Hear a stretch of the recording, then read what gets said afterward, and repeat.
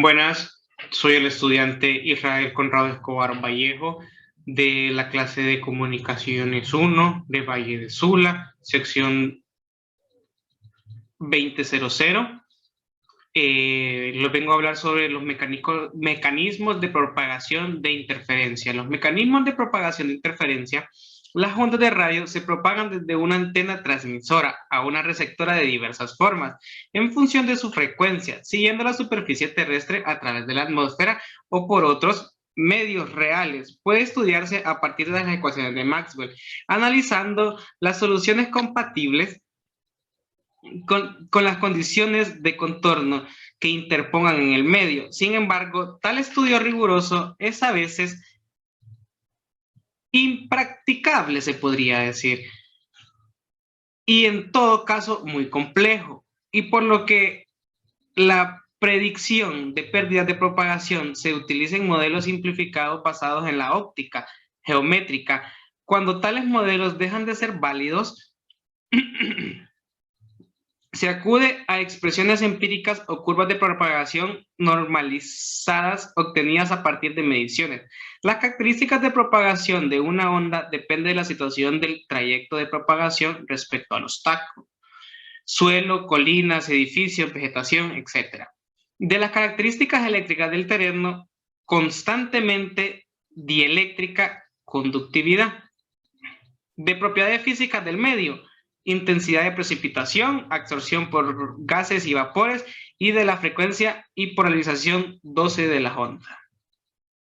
La propagación de la interferencia de microondas puede presentarse mediante diversos mecanismos y el predominio de cualquiera de ellos depende de los factores. A continuación se presentan los principales mecanismos de propagación de interferencia.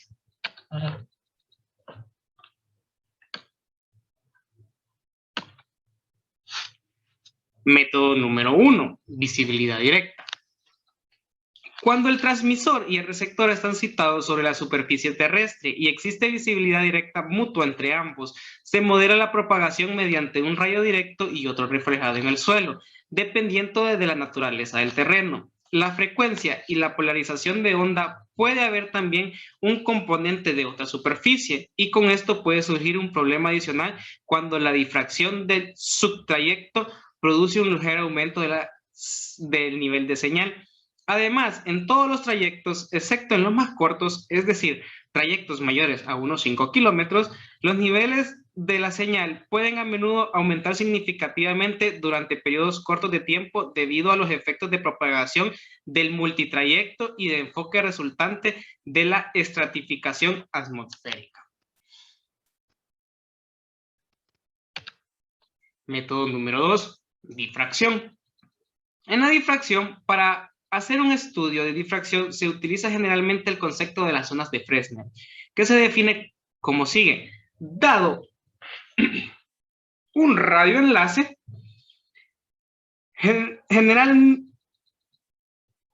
generalmente en cada punto O de la trayectoria recta que une el transmisor con el receptor, podemos trazar el lugar geométrico de los puntos cuya suma de caminos al transmisor T y el receptor R sea un múltiplo de lambda medios mayor que la trayectoria directa.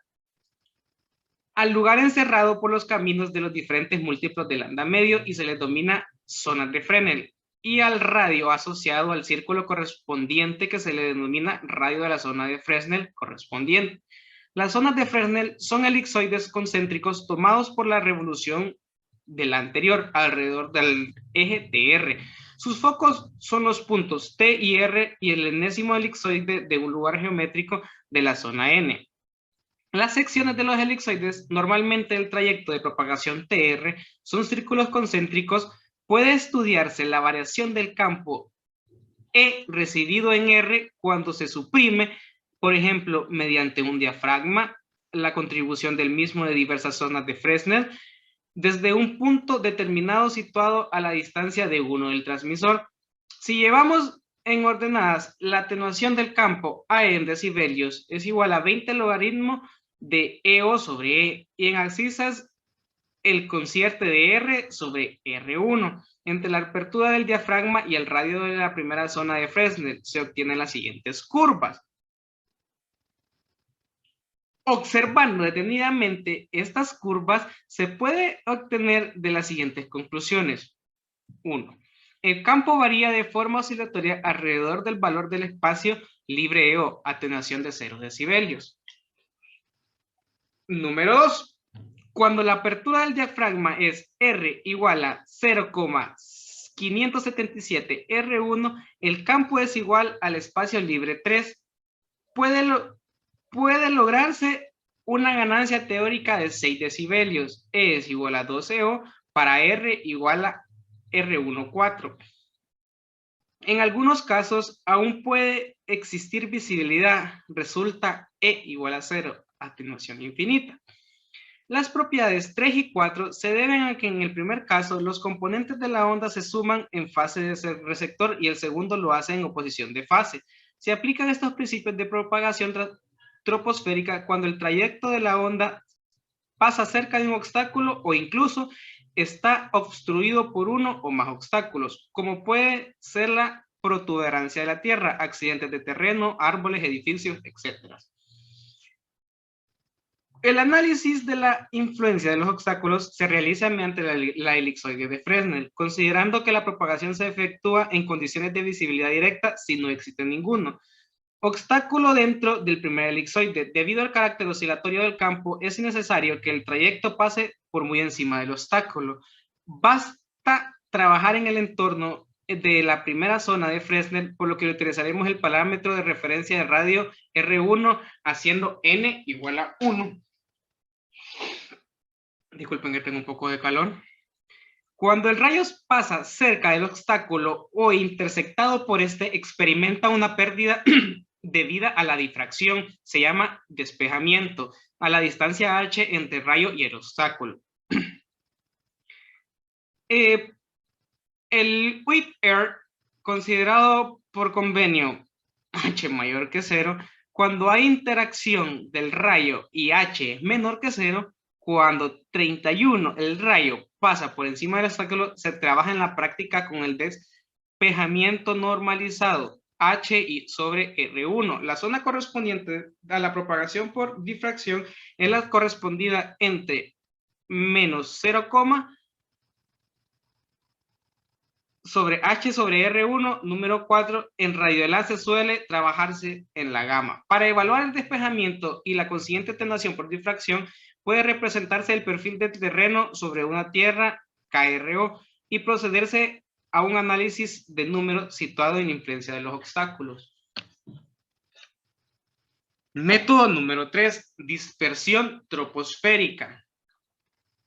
La dispersión troposférica es un método de comunicación con señales de radio de microondas a distancias considerables, a menudo hasta 300 kilómetros y más dependiendo del terreno y los factores climáticos. Este método de propagación utiliza el fenómeno de dispersión troposférica, donde las ondas de radio de la frecuencia UHF y CHF se dispersan aleatoriamente a medida que pasan a través de las capas superiores de la troposfera. Las señales de radio se transmiten a un haz estrecho dirigido justo por encima del horizonte de la dirección de la estación receptora. A medida que las señales pasan a través de la troposfera, parte de la energía se dispersa hacia la Tierra, lo que permite que la estación receptora capte la señal. Normalmente, las señales es el rango de frecuencia de microondas viajan en línea recta y por lo tanto se limitan a aplicaciones de línea de visión, en las que el transmisor puede ver al receptor. Las distancias de comunicación están limitadas por el horizonte visual alrededor de unos 50 a 65 kilómetros. La dispersión troposférica permite la comunicación por microondas más allá del horizonte. Fue desarrollada en la década de 1950 y utilizada para comunicaciones militares hasta que los satélites de comunicación la reemplazaron en la década de los 70 más o menos. Debido a la troposfera es turbulente y también de alta proporción de humedad, las señales de radiodispersión troposférica se refractan y en consecuencia las antenas receptoras solo recogen una pequeña proporción de la energía de radio. Las frecuencias de transmisión de alrededor de 2 GHz son las más adecuadas para los sistemas de dispersión troposférica, ya que a esta frecuencia de longitud de onda de la señal que interactúa bien con las áreas húmedas y turbulentas de la troposfera, mejorando la relación señal-ruido. Aquí podemos ver la estación White de la bahía Roswell en Alaska. Se observa la antena y alimentador de dispersión troposférica. El mapa de dispersión del Pacífico también. Vamos con el método número 4. Propagación por conductor de superficie. La onda de superficie es el modo de propagación dominante en frecuencias bajas, entre 10 kHz y 10 MHz. Para alturas de antenas pequeñas, aunque ahora de ser tenido en cuenta hasta frecuencias de 150 MHz para alturas de antenas pequeñas y polarización vertical. Además, entre 3 MHz y 10 MHz, la propagación tiene lugar. Tiene también por onda ionosférica. La onda de superficie solamente presenta alcances útiles con polarización vertical, ya que toda componente horizontal queda rápidamente absorbida en el suelo. El alcance depende de la naturaleza del suelo, de la frecuencia y, por supuesto, de la potencia de emisión. La onda de superficie rodea los obstáculos y se va curveando por efectos de difracción, que es muy intensa en estas frecuencias. Como consecuencia de ello, se ve poco afectada por la curvatura de la Tierra. El efecto favorable de la difracción de propagación se reduce a aumentar la frecuencia. Con ese caso también crecen las pérdidas y el alcance se recorta. Un factor muy importante a tener en cuenta a la hora de calcular el alcance de las ondas de superficie es el tipo de suelo en que se propaga. Concretamente, lo que se debe tener en cuenta es la conductividad de este. Para una misma potencia transmitida, el alcance es mucho mayor sobre el mar que sobre terrenos áridos. Para estas gamas de frecuencia y las alturas de antenas, la ecuación de propagación queda, para que me decían que sería esta ecuación, que sería E igual a 2 a EO. Siendo un factor de atenuación, el cálculo de A es una tarea compleja, por lo que en la práctica se facilitan curvas de variación de la intensidad del campo E en decibelios de U en función de la distancia para una potencia radiada normalizada y diferentes tipos de terreno, tomando como parámetro la frecuencia. Como las antenas utilizadas en radiocomunicadores por onda de superficie de monopolos, las curvas se han normalizado para una PRA de 1 kilowatt. En la red IUIT Air 368 se ofrece una colección completa de curvas de propagación por onda de superficie. Cada familia curva está asociada a un tipo de suelo, GR o sigma, determinado por la curva de la familia correspondiente a la frecuencia dada. Las curvas proporcionan la intensidad del campo en decibelios. En función de la distancia, en la siguiente figura se representan estas curvas. Como ustedes pueden ver, aquí está la figura en la cual se representan estas curvas. Vamos con el método número 5. Reflexión y refracción en capas elevadas. Más que todo eso se da en, por ejemplo, puedo decir así, onda de la Tierra. En las bandas LF y MF aparece una onda de superficie que se propaga en la discontinuidad tierra-aire, adaptándose a la curvatura del terreno. Las antenas habituales son monopolos verticales apoyados en la tierra con alturas de entre unos 50 a 200 metros que producen polarización vertical. El alcance es función de la potencia transmitida y la frecuencia. LF, esto significa que tiene un alcance de 200 kilómetros. MF significa que tiene un alcance de 300 kilómetros. HF son 50 kilómetros. Se aplica en sistemas navales y en radiodifusión de onda media. Mecanismos de propagación MF y HF. Onda ionosférica. La reflexión de ondas ionosféricas, realmente refracciones, se producen en las bandas de MF y HF. de 0.3 MHz a 30 MHz. En HF se utilizan antenas elevadas con polarizaciones horizontales y verticales, abanicos LOT periódicos, rómbicas, etc. El alcance para un solo salto varía entre MF, que va de 0 a 200 kilómetros en la noche, y HF de 50 a 4000 kilómetros día y noche. Se aplica en radiodifusión y comunicaciones punto a punto, de 60 a 100 kilómetros y de 30 a 400 kilómetros. Mecanismos de propagación VHF y superiores, que esos son las ondas en el espacio. Para las frecuencias VHF y superiores, para las que la ionosfera se hace transparente, la propagación en espacio libre es modificada por el suelo, reflexión y difracción. Y por la troposfera se emplean antenas elevadas y directivas. El alcance es muy variable, desde decenas de kilómetros. Se puede decir que tiene un límite de unos 40.000 kilómetros en comunicación por satélite y millones de kilómetros en comunicación en espacio profundo.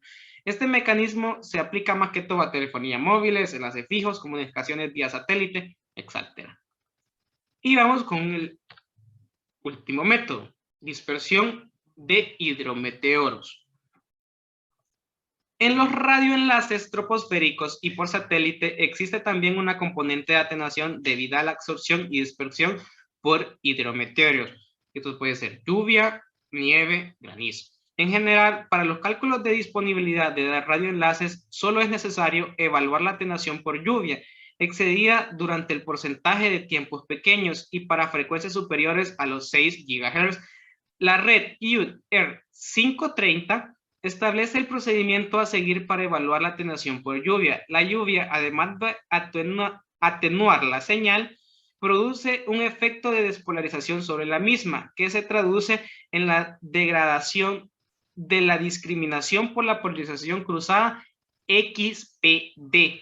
Ellos pueden provocar un aumento de interferencia cocanal, sobre todo en radioenlaces que trabajan con las dos polarizaciones a una misma frecuencia. Bueno, y esto es todo por la presentación de hoy. Son los 6 métodos, ya los tomamos en cuenta. La bibliografía consultada está en los siguientes enlaces. Lo voy a dejar en los comentarios aquí abajo, en la información del video. Muchas gracias por su atención. Tengan una buena tarde.